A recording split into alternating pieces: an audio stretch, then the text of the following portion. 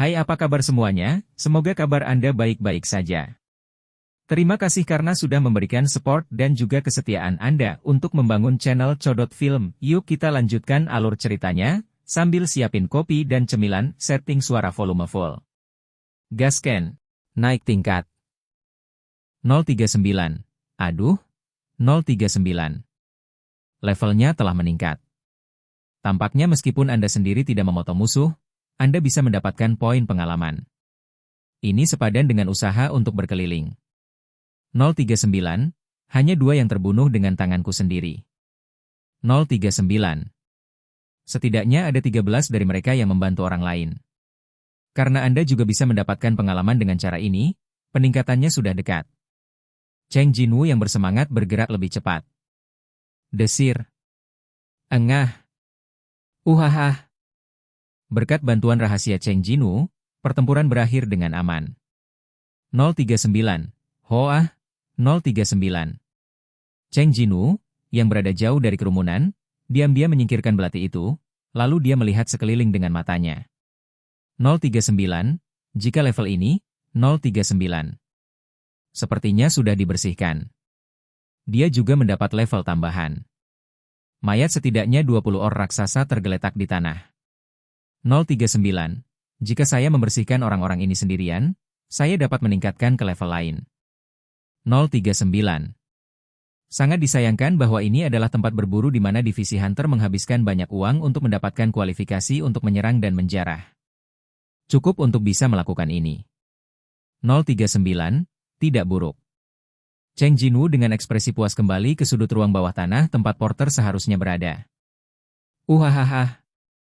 Teriakan bergema melalui gua. Saat semua rekannya musnah, or raksasa terakhir yang dikepung oleh para pemburu melolong. Seong Jinwoo mengangkat tembus pandangnya bersamaan dengan jatuhnya orc raksasa. Wow! Para pemburu menoleh dan melihat sekeliling lagi setelah menghembuskan napas. Melihat sekeliling, semua binatang raksasa jatuh ke tanah. Menang-menang? Kuat, sudah selesai? Tunggu. Sebagai kapten, San Kijun memastikan kondisi yang terluka sebelum menikmati kegembiraan kemenangan. Di mana lukanya? Apakah ada yang terluka? Nyatanya, riding party dengan tabib tingkat tinggi jarang mengalami luka. Karena selama masih ada nafas, penyembuh bisa cepat sembuh dengan sihir. San Kijun bertanya secara tidak langsung apakah ada yang meninggal dalam tim. Tabib wanita yang memandangnya menggelengkan kepalanya. Ada luka-luka, tapi tidak ada kematian. Pengobatan semua luka telah selesai. Kuat, kalau begitu. Wajah para anggota tim penyerang dipenuhi dengan senyum gembira. Won. Kami menang. Wow. Kuat. Para pemburu saling berpelukan dan bersuka cita. Seong Jinwoo melipat tangannya dan memandang mereka dengan lega. 039. Apakah orang raksasa itu benar-benar sekuat itu? Dari apa yang saya rasakan, itu tidak. Untuk Cheng Jinwoo yang tidak memiliki pengalaman dalam penyerbuan penjara bawah tanah tingkat lanjut, sorak-sorai mereka tidak dapat memengaruhinya. Apa yang Cheng Jinwoo tidak tahu adalah bahwa ruang bawah tanah tingkat tinggi A level dan B level tidak hanya perbedaan level. Khususnya, keduanya perlu menghitung jumlah kekuatan sihir secara detail, dan hanya setelah mendapatkan informasi lengkap dapat mereka meluncurkan serangan. Or raksasa adalah monster level tinggi bahkan di ruang bawah tanah level A. Dan itu bukan hanya or tingkat tinggi biasa, tapi 20 atau lebih prajurit or tingkat tinggi. Hasilnya sekarang hampir ajaib. Sebagai protagonis keajaiban, Cheng Jinwoo tidak menyadari apa yang telah dia lakukan, tetapi diam-diam merayakan kemenangan penyerbuan untuk mereka. 039. Hah? Pada saat yang sama, terapis wanita mendekati San Kijun dengan ekspresi serius, mengungkapkan dengan matanya bahwa dia ingin mengatakan sesuatu. Cheng Jinwoo, yang jauh, juga mendengarkan dengan penuh perhatian. Itu, saudara Kijun. Hah? Saat aku melawan or raksasa barusan. Perlahan dan hati-hati, tabib wanita itu menjelaskan apa yang baru saja dilihatnya. Orc raksasa melayang ke udara, kepalanya ditarik keluar dan orc raksasa lainnya dihancurkan sampai mati. Dia menggambarkan seluruh adegan dengan ekspresi yang sangat serius. Kuat? Kuat. Setelah selesai berbicara, matanya bertemu dengan San Kijun yang tidak bisa berkata-kata untuk sesaat. Itu semua benar. Melihat terapis wanita mengeluh tentang keluhannya dengan wajah memerah, Cheng Jinwoo menahan tawanya. Waktu untuk menikmati aftertaste kemenangan berakhir di sini. Para pemburu berkumpul di sekitar Kapten Sun Ki-jun.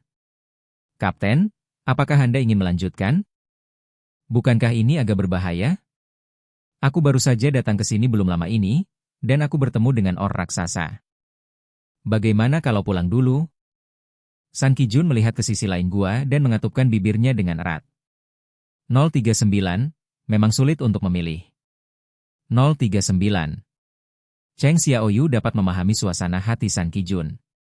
Ini kemungkinan akan menjadi tugas pertama dan terakhir Sun Ki-jun sebagai kapten tim penyerang elit di divisi Hunter, yang memiliki 2 pemburu peringkat S.